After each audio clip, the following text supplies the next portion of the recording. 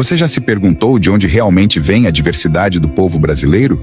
A gente costuma aprender na escola sobre os portugueses que colonizaram o Brasil, mas e os povos que já estavam aqui? E os africanos, os japoneses, os alemães? Será que a Bíblia tem algo a dizer sobre isso? Imagine só, logo após o dilúvio, Noé e seus 3 filhos foram encarregados de repovoar o mundo. Será que a nossa origem pode ser rastreada até eles? Hoje, vamos explorar uma perspectiva fascinante sobre a origem dos brasileiros segundo a Bíblia e outras fontes históricas e genéticas.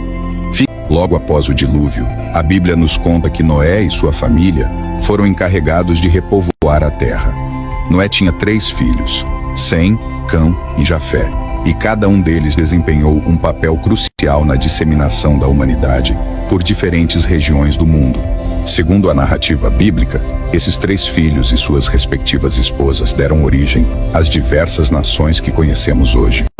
Mas como essas antigas histórias se conectam com a formação do povo brasileiro? Vamos começar por Sem, o mais velho. Sem é tradicionalmente considerado o ancestral dos povos semitas, incluindo hebreus, árabes e vários outros grupos do Oriente Médio. Embora a influência direta de Sem sobre os brasileiros possa parecer distante, é importante lembrar que a miscigenação ao longo dos séculos trouxe genes e culturas semitas para o Brasil, especialmente através dos colonizadores portugueses e espanhóis, que já possuíam misturas com povos árabes e judeus devido às suas próprias histórias de conquistas e convivências na Península Ibérica. Cã, por outro lado, é associado para os povos africanos. A Bíblia descreve os descendentes de Cã como aqueles que se espalharam pela África e partes do Oriente Médio. No contexto brasileiro, a conexão com Cã é particularmente significativa devido ao trágico período da escravidão. Milhões de africanos foram trazidos para o Brasil como escravos, e suas culturas, línguas e genes se misturaram profundamente com os das populações indígenas e europeias. Essa mistura deu origem a uma rica diversidade cultural e genética, que é uma marca registrada do povo brasileiro.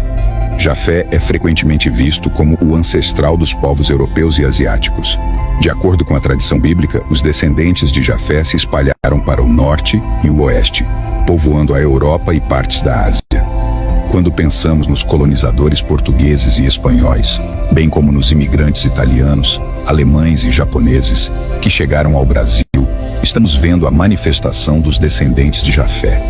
Cada um desses grupos trouxe consigo suas tradições, culturas e, claro, seus genes, contribuindo para a incrível diversidade que caracteriza o Brasil de hoje. A história de Noé e seus descendentes é, portanto, uma narrativa fascinante que conecta a origem dos brasileiros a eventos e figuras bíblicas antigas.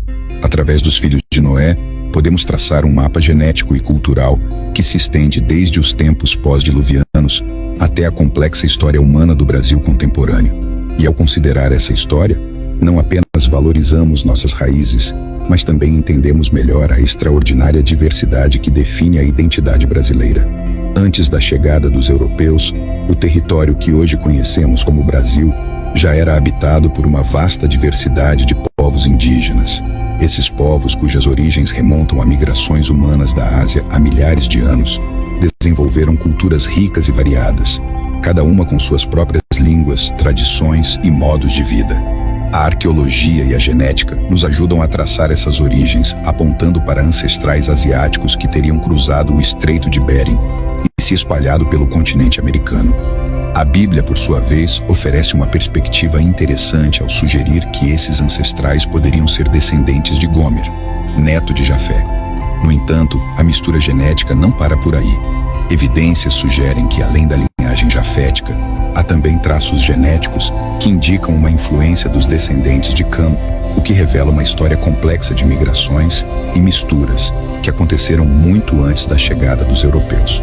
Com a chegada dos portugueses em 1500, liderados por Pedro Álvares Cabral, iniciou-se um novo capítulo na história do Brasil. Os portugueses, ao colonizarem o Brasil, trouxeram não apenas suas próprias tradições e culturas, mas também deram início a um processo de miscigenação que mudaria para sempre a composição étnica do país. A colonização portuguesa foi motivada por vários fatores, incluindo a busca por novas terras, recursos e a expansão do cristianismo. No entanto, A interação com os povos indígenas foi complexa e muitas vezes violenta. Enquanto alguns grupos indígenas foram assimilados, outros resistiram bravamente, defendendo seus territórios e modos de vida. Os portugueses se estabeleceram ao longo da costa e começaram a explorar e a colonizar o interior. Durante este processo, casamentos e uniões entre portugueses e indígenas tornaram-se comuns, resultando em uma população mestiça. Essa miscigenação foi um dos primeiros grandes encontros genéticos que definiram a formação do povo brasileiro.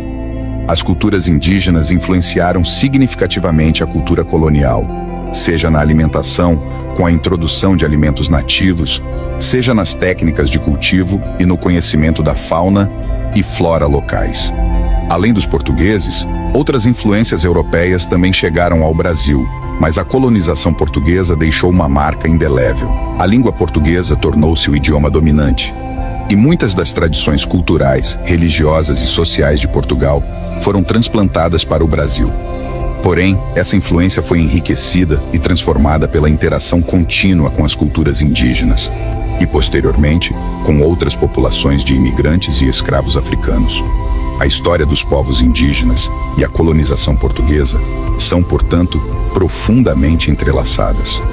A resistência e a resiliência dos povos indígenas, somadas à influência cultural e genética dos colonizadores portugueses, criaram a base para o Brasil moderno. Este encontro não foi apenas um momento histórico, mas o início de um processo contínuo de construção de identidade que envolve a celebração da diversidade e o reconhecimento das contribuições de todas as etnias que compõem a nação brasileira. A formação do Brasil moderno não pode ser compreendida sem considerar as diversas influências europeias, além da colonização portuguesa.